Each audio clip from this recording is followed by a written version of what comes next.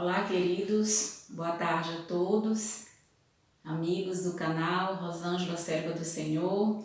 Mais uma vez, sejam todos bem-vindos aqui para estudarmos um pouco da Palavra de Deus. Como nós temos reiterado, esse momento de isolamento social nos conduz à revisão das Santas Escrituras, à leitura dos livros, também do Espírito de Profecia. Então, tudo que nós pudermos revisar do estudo da Bíblia, isso nos vai fazer crescer cada vez mais na graça e no conhecimento eterno de Jesus. Eu queria ler com você, nesta tarde, o que está aqui no livro do profeta Isaías, no capítulo 46, o profeta Isaías. Nós vamos ler os versículos 9 e 10. Diz o seguinte aqui: Lembrai-vos das coisas passadas, da antiguidade, que eu sou Deus e não há outro. Eu sou Deus e não há outro semelhante a mim, que desde o princípio anuncio o que há de acontecer, e desde a antiguidade as coisas que ainda não sucederam, que digam: o meu conselho permanecerá de pé, farei toda a minha vontade. Então, queridos, aqui o profeta Isaías, mais uma vez, claramente mostra que todas as coisas estão sob o comando e o controle de Deus. Nada foi feito no passado sem autorização de Deus. Nada é feito aqui no presente sem a anuência de Deus. E nada será feito no futuro sem a permissão de Deus. Então, Deus é o Senhor da história. Tudo. Eu sou Deus que desde o princípio anuncio o que há de acontecer. Isso desde a antiguidade. E por que Deus tem esse comportamento, essa preocupação? A única preocupação de Deus é de nos alertar, é de nos fazer estar preparado, conhecer o tempo, conhecer as questões. E por falar nisso, será que nós conhecemos o tempo que estamos vivendo? Vejamos o que diz aqui o apóstolo Paulo no livro de Romanos.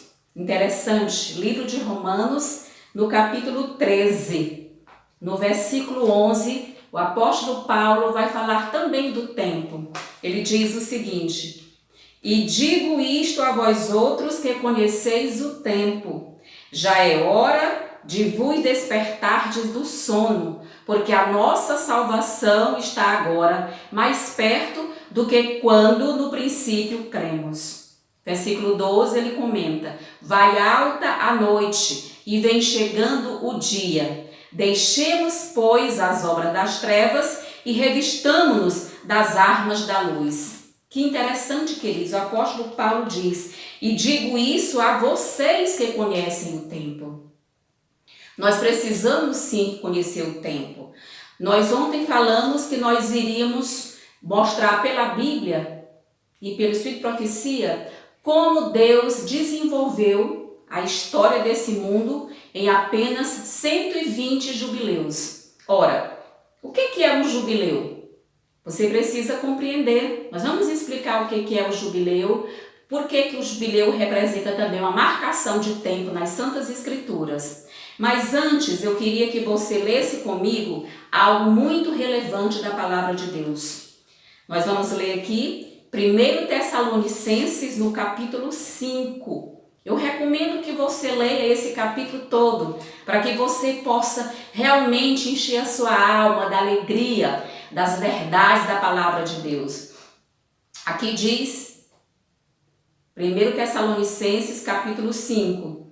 Eu vou ler a partir do versículo 1 que diz assim: Irmãos, relativamente aos tempos e às épocas, não há necessidade de que eu vos escreva, pois vós mesmos estáis inteirados com precisão de que o dia do Senhor vem como ladrão de noite. Aqui, o dia do Senhor está marcado com D maiúsculo, então é o dia da volta de Jesus. O versículo 3 disse: Quando andarem dizendo paz e segurança, eis que lhes sobrevirá repentina destruição, como vêm as dores de parto aqui está para dar a luz, e de nenhum modo escaparão.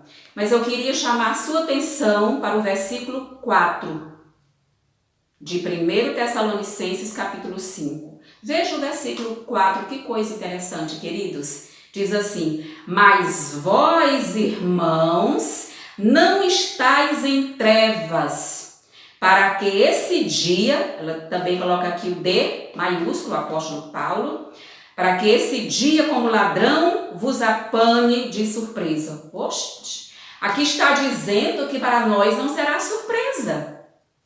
Que a vinda do Senhor é um dia que nós não sabemos, nem o dia nem a hora, que a vinda do Senhor está num futuro que nós não podemos precisar, mas aqui o apóstolo Paulo vai dizer: mas vós, irmãos, não estáis em trevas, para que esse dia como ladrão vos apanhe de surpresa. Queridos, não será surpresa para você que estuda, para eu também que sou uma estudiosa das Santas Escrituras. Deus deixou aqui a sua digital, a sua palavra é vida, a sua palavra faz transformar você cada dia. Nós precisamos, queridos, compreender como a palavra de Deus tem o poder de transformar as pessoas, de transformar a nossa vida. Cada vez que nós lemos a palavra de Deus, seja apenas um único versículo, o Espírito Santo adentra a nossa mente para gerar em nós o caráter santo de Jesus. Essa é a obra do Espírito Santo.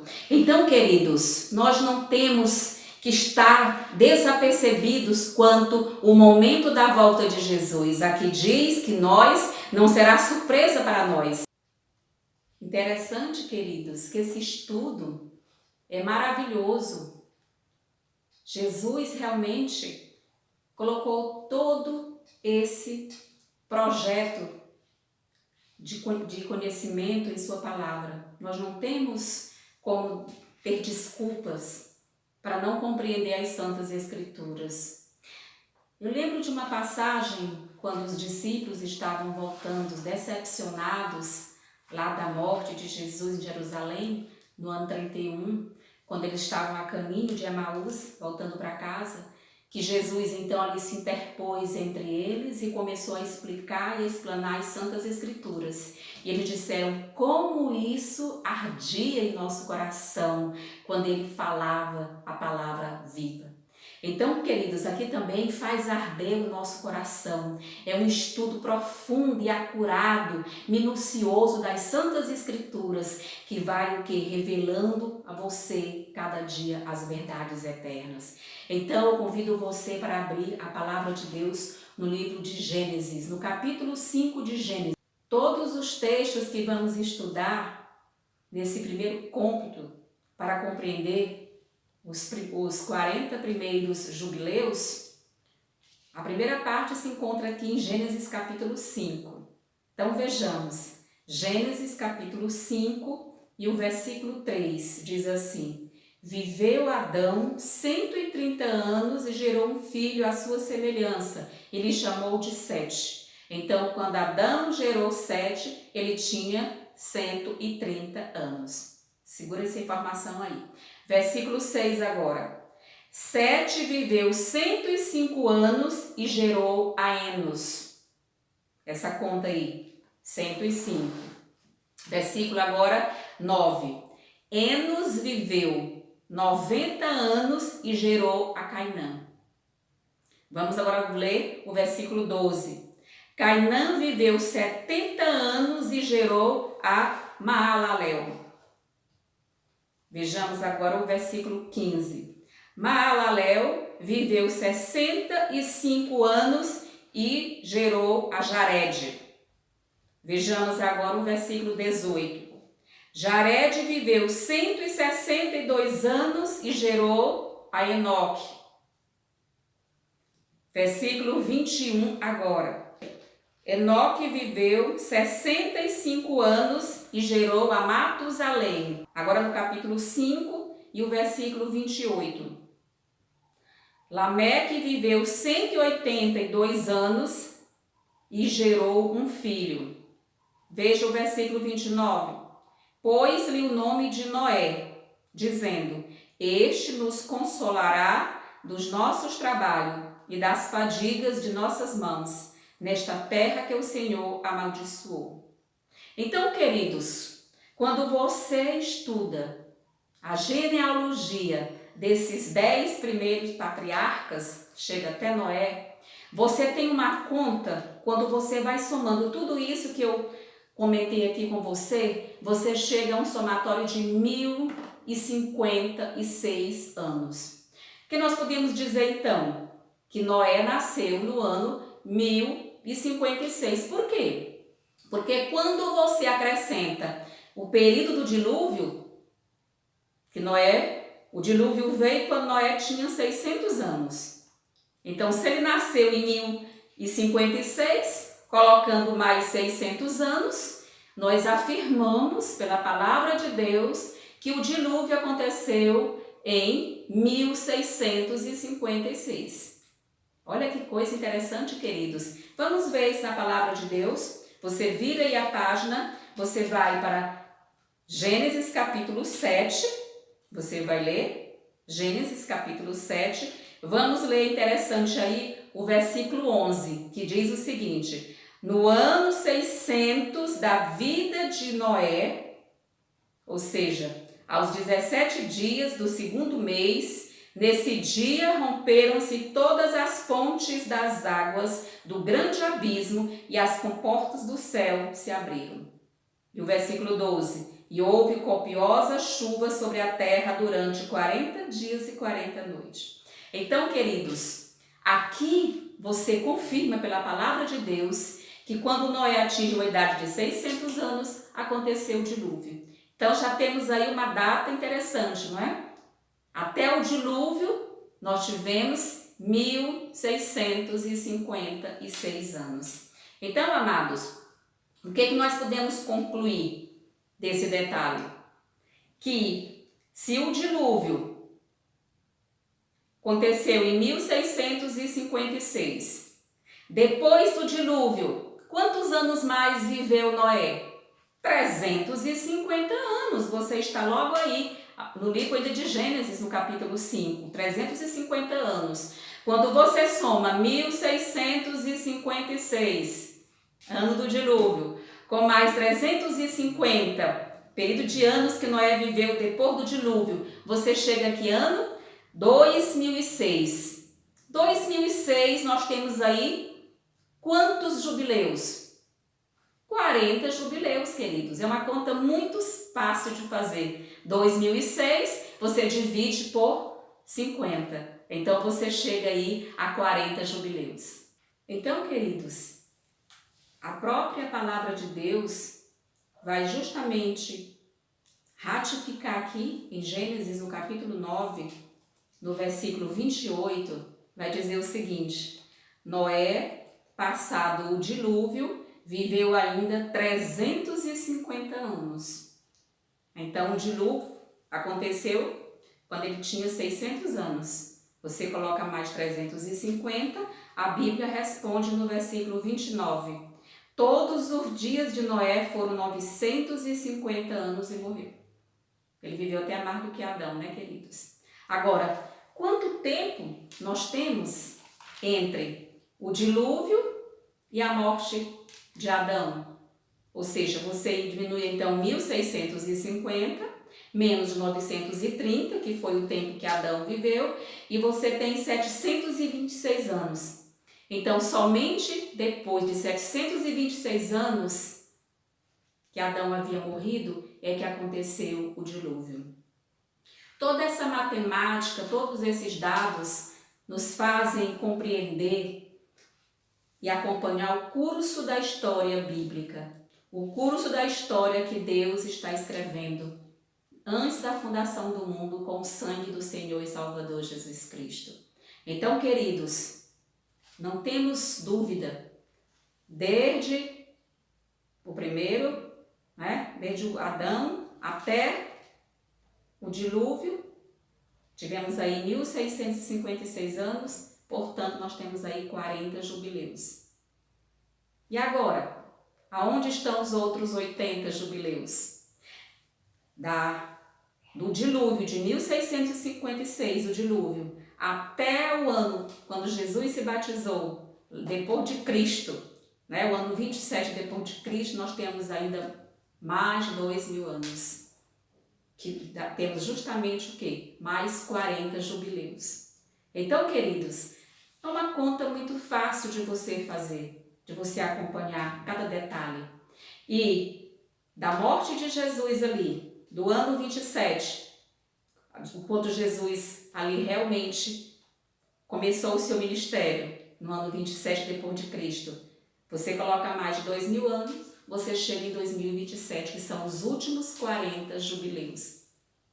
Então, queridos, esse é o estudo para que você possa realmente compreender as Santas Escrituras. Quando você vai calcular os últimos 40 jubileus, que inicia no ano 27, até a volta de Jesus, sempre eu recomendo que você faça a conta de 2 e 2 jubileus, ou seja, a cada século, a cada 100 anos você vai somando esses jubileus e você chegará então a 40 jubileus. O estudo dos jubileus nós estamos fazendo nesta tarde. Você deve em casa ler com muita atenção, com muito carinho, Levítico capítulo 25. Aqui tem justamente a explicação, o que é o ano de descanso, o que é o ano jubileu. Mas eu queria ler com você alguns versículos que realmente para fundamentar a nossa explicação dessa tarde. Então, Levítico capítulo 25, o versículo 8 diz assim: contarás 7 semanas de anos, 7 vezes 7 anos, de maneira que os dias das 7 semanas de anos te serão 49 anos. Ou seja, a cada 50 anos, Deus estabelecia o jubileu. Eles usavam toda a terra, eles usavam aquela questão dos escravos que estavam ali em seu cativeiro. Então, durante 49 anos, mas no ano seguinte, que era o 50º ano, ou seja, o ano de número 50, todos os escravos eram livres, as terras voltavam para os seus donos. E o porquê acontecia isso? É porque o jubileu era uma festa comemorativa estabelecida por Moisés. Ou seja, era uma lei mosaica que Deus deu a ele para realmente explanar o seu povo. E ali, para você ter uma compreensão, o que quer dizer jubileu? Jubileu, querido, significa festa de comemoração de 50 anos. Isso é um jubileu. E aí nós temos que compreender que ele tem uma raiz hebraica ou uma raiz grega.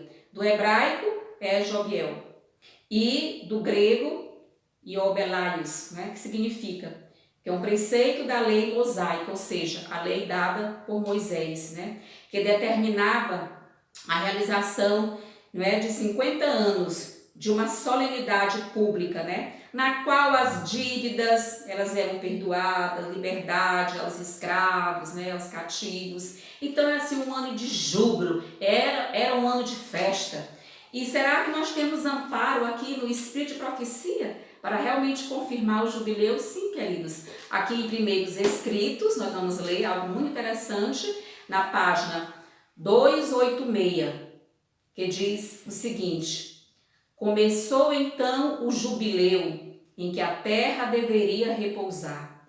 Vi um escravo piedoso levantar-se com vitória e triunfo e sacudir as cadeias que o ligavam, enquanto seu ímpio senhor estava em confusão e não sabia o que fazer, pois os ímpios não podiam compreender as palavras de Deus. Ela continua: logo apareceu a grande nuvem branca sobre a qual se assentava o Filho do Homem.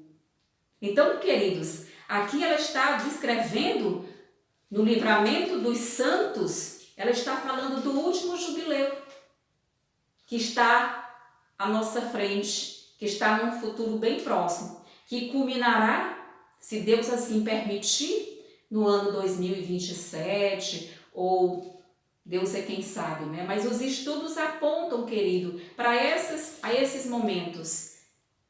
Nós não queremos aqui, mais uma vez, eu quero dizer para vocês, Não estamos aqui definindo datas ou marcando datas, mas simplesmente estudando que a palavra de Deus é maravilhosa, que nós temos um paralelo. Moisés passou 40 anos no Egito, 40 anos no deserto se preparando e 40 anos para conduzir o povo à entrada de Canaã terrena. Então, irmãos, também dá um ciclo também de 120. Então, vamos aprender a compreender como Deus escreve em sua palavra. Como eu disse, não, para além de marcar datas, é um estudo para alegrar o nosso coração, para mantermos com os olhos fixos em Jesus. E o que nós temos que fazer? Olhar firmemente para Jesus, saber que Jesus está no comando e no controle de todas as questões.